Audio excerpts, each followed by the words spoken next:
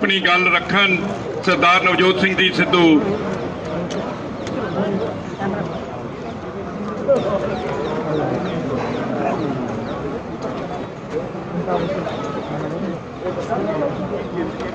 मानयोग chief minister साहब,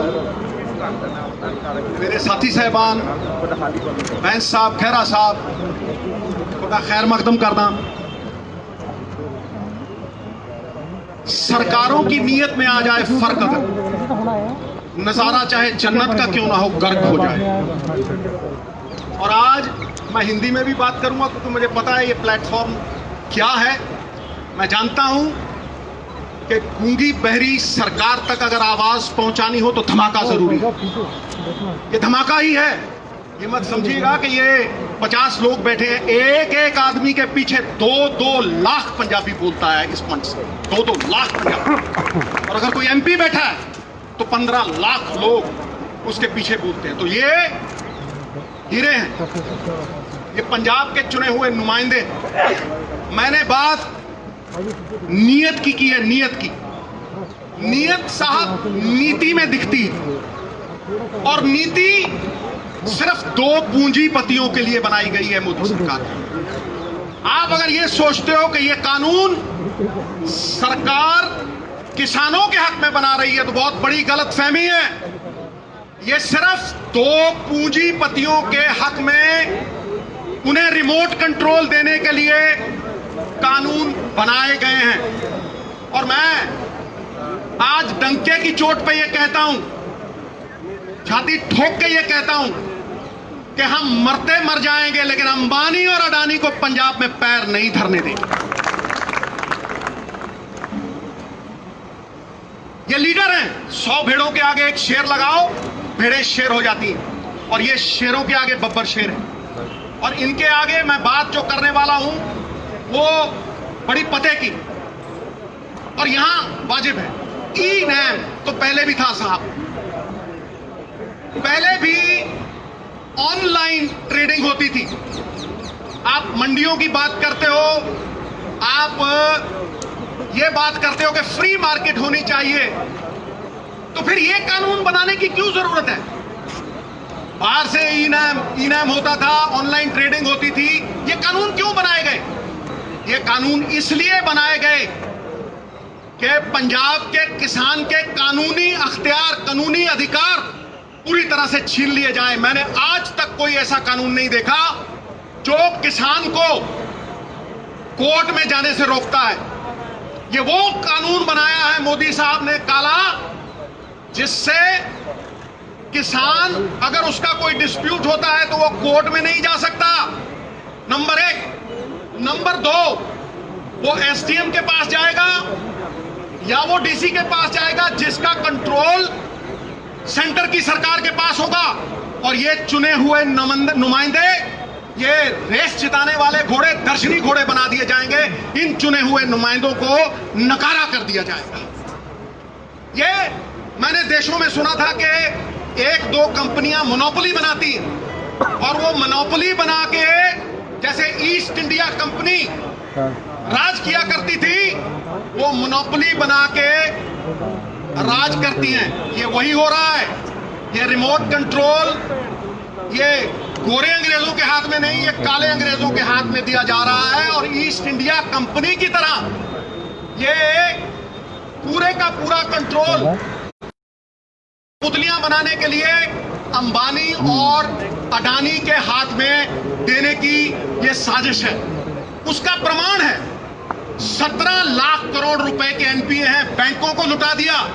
17 लाख करोड़ रुपए के एनपीए आपने सारे बैंक लुटा दिए, किसी एक पे कार्रवाई हुई? पिछले से पिछले साल 5 लाख करोड़ रुपया आपने टैक्सों का छोड़ा। इन बड़े बड़े कॉरपोरेट्स को वो जब पैसे छोड़ते हो टैक्सों के 5-5 लाख करोड़ रुपए, तो आप कहते हो इंसेंटिव, और गरीब किसान को अगर 4 पैसे देते हो तो उसको कहते हो सब्सिडी। वाह वाह, 17 लाख करोड़ के एनपीए। पूछिए मोदी सरकार से क्या जवाबदेही बनाया किसी को? 5 लाख करोड़ रुपए के रेवेन्यूज फोरगॉन बजट में आते हैं।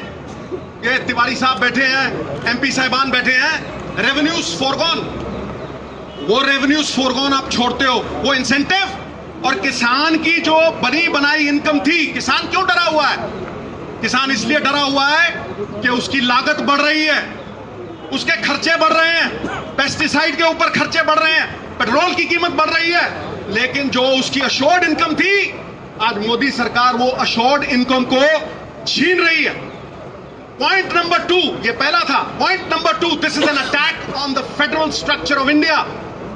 ये हमारे संघीय ढांचे के ऊपर एक अटैक है। It impinges and impedes on the spirit of the constitution. ये कॉन्स्टिट्यूशन की स्पिरिट पे, हमारी आत्मा पे ये आघात है। हर स्टेट के अलग अलग मसले हैं, हर एक स्टेट के अलग अलग मसले हैं साहब। इसीलिए उन अलग अलग मसलों को सुलझाने के लिए वहां की सरकारों का चयन होता है।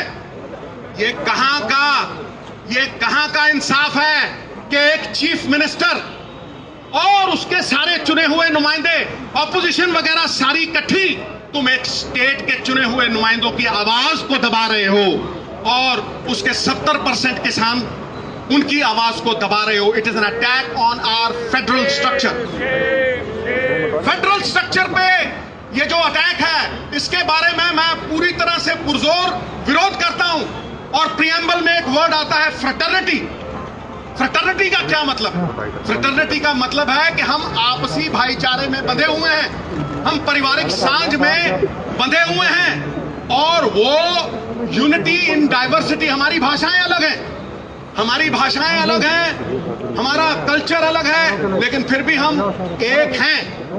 तो जब हम अपने स्टेट की बात बुलंद कर रहे हैं या किसी इंडिविजुअल किसान की बात बुलंद कर रहे हैं, हम किसान के साथ साथ हम संविधान के पक्ष में लड़ाई लड़ रहे हैं। हम आज संविधान के पक्ष में खड़े हैं, अपने फेडरल स्ट्रक्चर के पक्ष में खड़े हैं। एकता तो जेल की भी होती है, लेकिन साहब ये जेल की एकता नहीं है, ये आपसी भाईचारे की हिंदुस्तान की एकता है।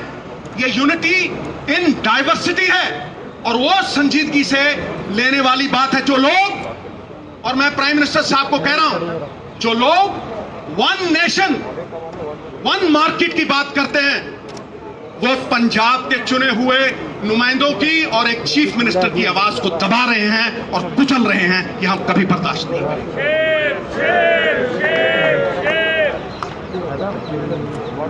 जीएसटी की तरह ये पंजाब की इनकम पे वार है। तुम हमारे ही पैसे लेते हो।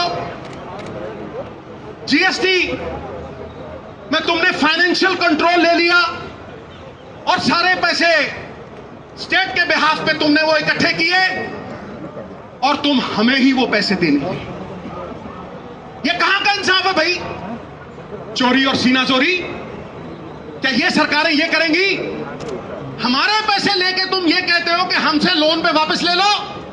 धिक्कार है ऐसी सरकार पे। काहे का फेडरल ढांचा, फिर काहे की आपसी भाईचारक सांझ? और तुम इकोनॉमिक ब्लॉकेज लगाते हो। I am using the word economic blockage. तुम हमारी रेलें रोकते हो, हाँ? तुम सामान नहीं पहुंचने दोगे, तुम थ्रेटन करते हो हमें।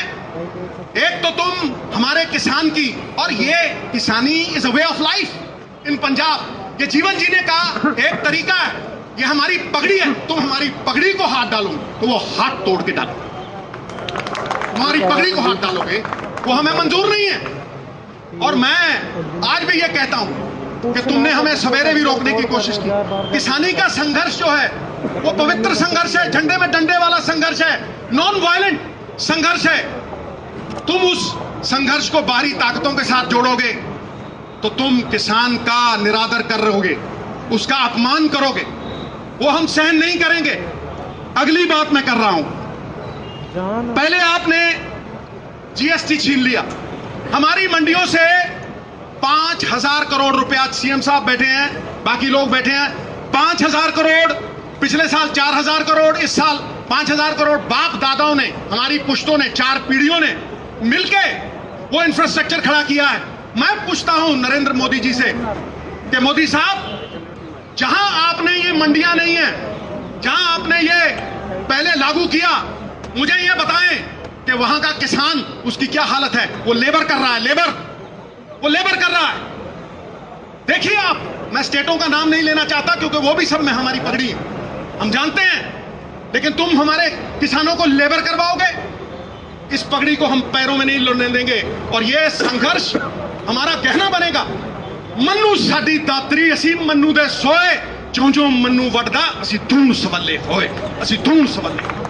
चूने की छत के ऊपर जितने थप्पड़ मारोगे वो उतनी ही सख्त, उतनी ही तगड़ी होती जाएगी। ईंट को आग में डालोगे, सोने को आग में डालोगे, वो पक जाएगा और भी चमकेगा।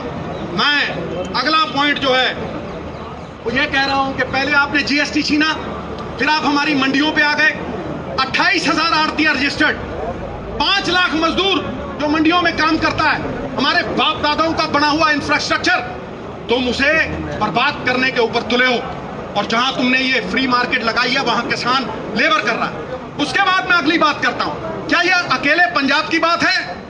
क्या ये अकेले सिर्फ चीफ मिनिस्टर की बात है या इन एमएलओ की बात है? नहीं, ये हर हिंदुस्तानी की बात है, क्योंकि फूड इन्फ्लेशन आएगी, भुखमरी आएगी। मैं कह रहा हूं आज, कैसे कह रहा हूं? क्योंकि आपने इस कानून में अंबानी और अडानी साहब जैसे लोगों को होर्डिंग को लेजिटिमाइज कर दिया।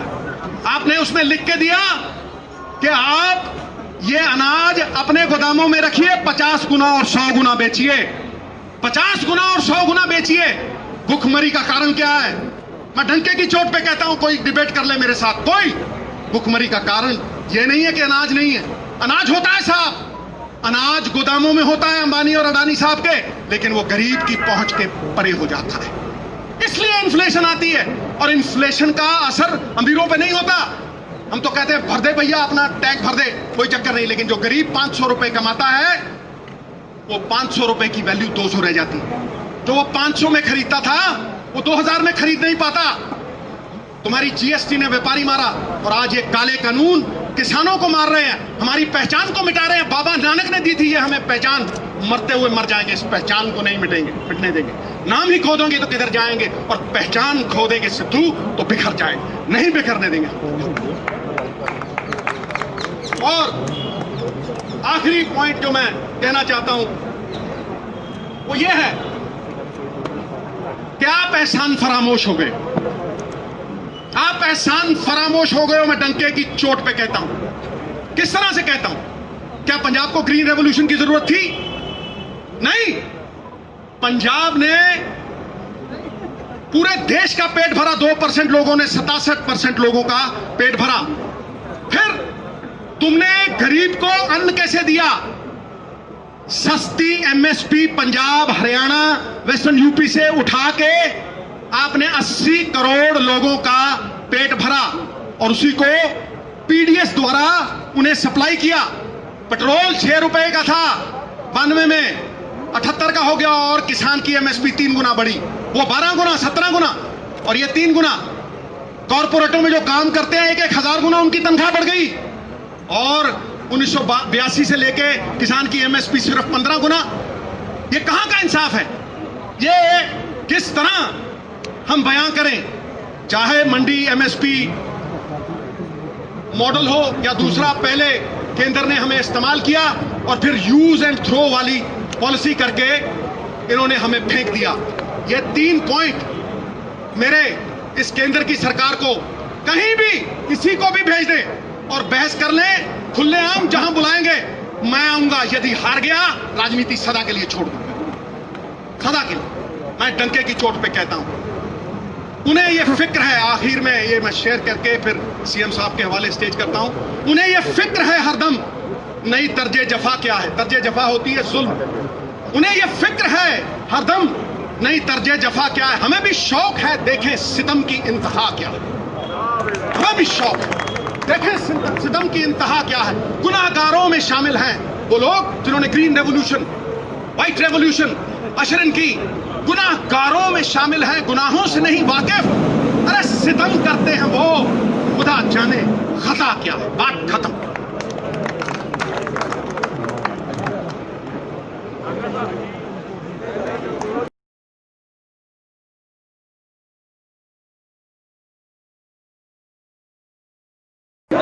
ਸਿੱਧੂ ਸਾਹਿਬ ਬਾਰਡਰ ਤੇ ਰੋਕਿਆ ਗਿਆ ਸੀ।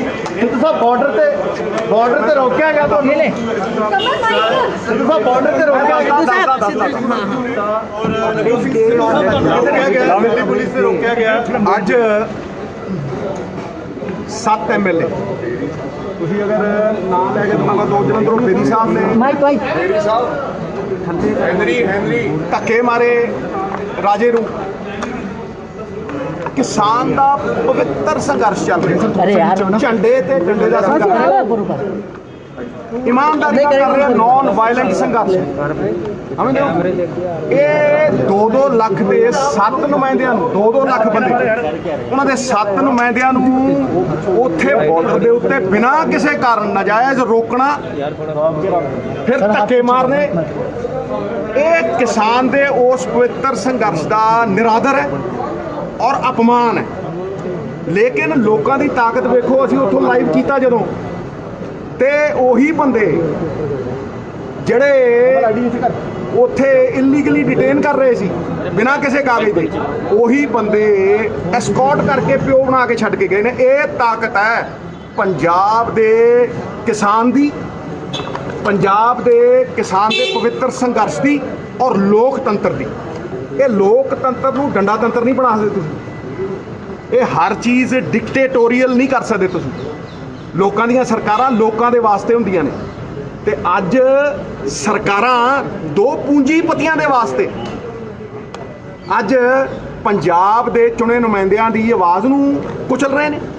ਇਹ ਕਿੱਥੋਂ ਦਾ ਇਨਸਾਫ ਹੈ ਭਾਈ? ਇਸ ਕਰਕੇ ਧਰਨਾ ਹੋਏਗਾ, ਔਰ ਮੈਂ ਕਿਹਾ ਜਾਨ ਦੀ ਬਾਜ਼ੀ ਲਾ ਕੇ ਵੀ ਹੋਏਗਾ।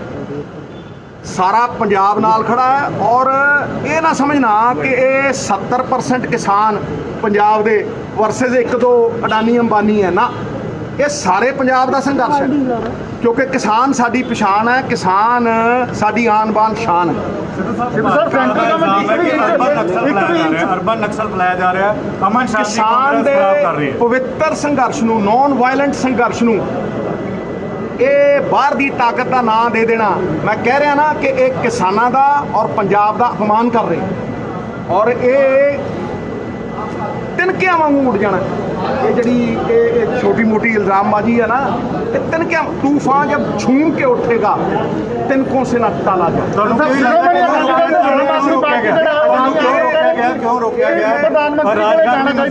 मैनू उस सब इंस्पैक्टर ने कहा कि जी हमें ऊपर से नहीं कोई नहीं। मैं उन्होंने कहा भी भाई कागज दिखा, तू एक फॉर्मर 4 वार के MP ਨੂੰ ਧਮਾਨ ਸਾਹਿਬ ਵੀ ਨਾਲ ਨੇ। ਦੇਖੋ ਇਹ 7 ਬੰਦੇ ਵੀ ਤੁਸੀਂ ਰੋਕ ਰਹੇ ਹੋ ਕਿ ਕੋਈ ਰਿਟਨ ਆਰਡਰ ਹੈ? ਕਹਿੰਦਾ ਜੀ ਆ ਰਹਾ ਹੈ। ਮੈਂ ਕਿਹਾ ਦਿਖਾ। ਫਿਰ ਉਸ ਤੋਂ ਬਾਅਦ ਅਸੀਂ ਲਾਈਵ ਕਰਤਾ। ਮੈਂ ਕਿਹਾ ਲੋਕਾਂ ਨੂੰ ਤਾਂ ਪਤਾ ਲੱਗੇ ਕਿ ਇਹ ਕੀ ਕਰ ਰਹੇ ਨੇ, ਇਹ ਕੈਸੀ ਤਾਨਾਸ਼ਾਹ ਸਰਕਾਰ ਹੈ। ਔਰ ਜਦੋਂ ਅਸੀਂ ਲਾਈਵ ਕੀਤਾ, ਆਹ ਮੁੰਡਾ ਖੜਾ ਸਮਿਤ, ਇਹਨੇ ਜਦੋਂ ਲਾਈਵ ਕੀਤਾ ਉਹਦੇ ਨਾਲ ਦੀ ਨਾਲ ਖਬਰੀ ਬਣੀ। ਇਹ ਭਾਈ ਇਹ ਜਿਹੜਾ ਸੰਘਰਸ਼ ਹੈ, ਸੰਘਰਸ਼ ਪੰਜਾਬੀਆਂ ਦਾ ਕਹਿਣਾ ਹੈ। ਡਰਾਇਆ ਜਾ ਰਿਹਾ, ਮੈਂ ਕਿਹਾ ਇੱਕ ਗੱਲ ਨੂੰ ਸੁਣ ਲਓ, ਰੁਕੇ ਨਾ ਜੋ, ਝੁਕੇ ਨਾ ਜੋ, ਦਬੇ ਨਾ ਜੋ, ਉਸੇ ਪੰਜਾਬੀ ਕਹਿੰਦੇ। ਅਹਿਮਦ ਸ਼ਾਹ ਅਬਦਾਲੀ ਆ, ਉਹ ਕਹਿੰਦੇ ਖਾਧਾ ਪੀਤਾ ਲਾਹੇ ਦਾ, ਬਾਕੀ ਅਹਿਮਦ ਸ਼ਾਹ ਦਾ ਉਦੋਂ ਦਾ ਵੇ ਧੌਣ ਲਾਈ ਮੱਸੇ ਰੰਗੜ ਦੀ। ਤੇ ਇੱਕ ਗੱਲ ਯਾਦ ਰੱਖਿਓ, ਇਹ ਸੰਘਰਸ਼ ਜਿੰਨਾ ਚੂਨੇ ਦੀ ਛੱਤ ਦੇ ਉੱਤੇ ਤੁਸੀਂ ਵਾਰ ਕਰੋਗੇ ਉਨੀ ਤਕੜੀ ਹੋ। ਮੰਨੂ ਸਾਡੀ ਦਾਤਰੀ, ਅਸੀਂ ਮੰਨੂ ਦੇ ਸੋਏ, ਜਿਉਂ ਜਿਉਂ ਮੰਨੂ ਵੱਢਦਾ ਅਸੀਂ ਦੂਣ ਸਵੱਲੇ ਹੋਏ।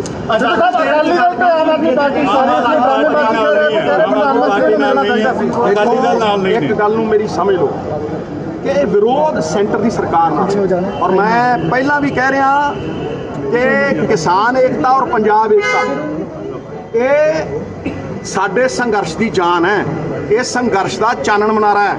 ਇਹ ਜੇ ਮੁੱਠੀ ਬੰਦ ਰਹੂਗੀ ਤੇ ਲੱਖ ਦੀ ਹੈ, ਤੇ ਜੇ ਖੁੱਲ ਜੂਗੀ ਤੇ ਕੱਖ ਦੀ ਹੈ। ਮੈਂ ਨਾ ਤੇ ਕਰਤਾਰਪੁਰ ਵਾਲੇ ਮਸਲੇ ਦੇ ਵਿੱਚ ਕਦੇ ਕਿਸੇ ਤੇ ਉਂਗਲ ਨਹੀਂ ਚੱਕੀ, ਕਿਉਂਕਿ ਉਹਦੇ 'ਚ ਇੱਕ ਪਵਿੱਤਰਤਾ ਸੀਗੀ, ਉਹ 14 ਕਰੋੜ ਲੋਕਾਂ ਦੇ ਲਈ ਸੀ। ਇਹ 3 ਕਰੋੜ ਪੰਜਾਬੀ ਇੱਥੇ ਤੇ 2 ਕਰੋੜ ਬਾਹਰ, 5 ਕਰੋੜ ਉਹ, ਤੇ ਬਾਕੀ ਜਿਹੜੇ ਉਹਨਾਂ ਦੇ ਨਾਲ ਐਂਪਥੀ ਰੱਖਦੇ, ਸਿੰਪਥੀ ਨਹੀਂ ਅਸੀਂ ਚਾਹੁੰਦੇ, ਐਂਪਥੀ, ਜਿਹੜੇ ਸਾਡੇ ਨਾਲ ਦਿਲਾਂ ਦੇ ਨਾਲ ਦਿਲ ਜੁੜੇ ਹੋਏ ਆ, ਇਹ ਉਹਨਾਂ ਦੇ ਲਈ ਹੈ। ਇਸ ਕਰਕੇ ਮੈਨੂੰ ਨਹੀਂ ਲੱਗਦਾ ਕਿ ਇਹੋ ਜਿਹੇ ਸੰਘਰਸ਼ ਦੇ ਟਾਈਮ ਦੇ ਉੱਤੇ ਤੁਸੀਂ ਚੀਫ ਮਿਨਿਸਟਰ ਦੇ ਉਂਗਲਾਂ ਚੱਕੋ ਜਾਂ ਕਿਚੜਬਾਜ਼ੀ ਕਰੋ। ਮੈਨੂੰ ਲੱਗਦਾ ਹੈ ਕਿ ਸਾਰਿਆਂ ਨੂੰ ਇਕੱਠੇ ਹੋ ਕੇ ਸੰਗਠਿਤ ਹੋਈ ਸ਼ਕਤੀ ਜਿੱਤ ਦਾ ਕਾਰਨ ਬਣਦੀ ਹੈ। ਉਹੀ ਸ਼ਕਤੀ ਵਿਭਾਜਿਤ ਹੋ ਜੇ ਤੇ ਫਿਰ ਪਤਨ ਦਾ ਕਾਰਨ। ਸਿੱਧੂ ਸਾਹਿਬ ਬੀਜੇਪੀ ਕਹਿ ਰਹੀ ਕਿ ਆਜ਼ਾਦੀ ਦਿੱਤੀ 70 ਸਾਲਾਂ 'ਚ ਪਹਿਲੀ ਵਾਰੀ ਅਸੀਂ ਕਿਸਾਨ ਨੂੰ ਮੇਰੀ ਇੱਕ ਗੱਲ ਨੂੰ ਸੁਣੋ ਕਿ ਮੈਂ ਜਦੋਂ ਇਹ ਕਹਿ ਰਿਹਾ ਕਿ ਸੰਗਠਿਤ ਹੋਈ ਸ਼ਕਤੀ ਜਿੱਤ ਦਾ ਕਾਰਨ ਬਣਦੀ ਹੈ ਤੇ ਮੈਂ ਕਿਸੇ ਦੇ ਤਾਨੇ ਕਸਮ ਨਹੀਂ ਆਇਆ। ਮੈਂ ਕਿਸਾਨ ਦੇ ਪੱਖ ਦੇ ਵਿੱਚ ਖੜਨਾ ਆ ਤੇ ਕਿਸਾਨ ਉਦੋਂ ਜਿੱਤੂ। ਮੈਂ ਸਮਝ ਲੈਣਾ ਕਿ ਕਿਸਾਨ ਉਦੋਂ ਜਿੱਤੂ ਜਦੋਂ ਸਾਰੇ ਇਕੱਠੇ ਹੋ ਕੇ ਲੜਾਂਗੇ। ਤੇ ਮੈਂ ਇਸ ਗੱਲ ਨੂੰ ਡਟ ਕੇ ਫੇਰ ਕਹਿ ਰਿਹਾ ਕਿ ਇਹ 70% 60% ਕਿਸਾਨਾਂ ਦਾ ਸੰਘਰਸ਼ ਨਹੀਂ, ਸਾਰੇ ਪੰਜਾਬ ਦਾ ਸੰਘਰਸ਼, ਸਾਡੀ ਪਛਾਣ ਦਾ, ਬਾਬੇ ਨਾਨਕ ਦੀ ਦਿੱਤੀ ਸਾਡੀ ਪਛਾਣ ਦਾ ਸੰਘਰਸ਼ ਹੈ। ਨਾਮ ਹੀ ਖੋ ਦੋਗੇ तो किधर जाओगे और पहचान खो दोगे सिद्धू तो बिखर जाओ।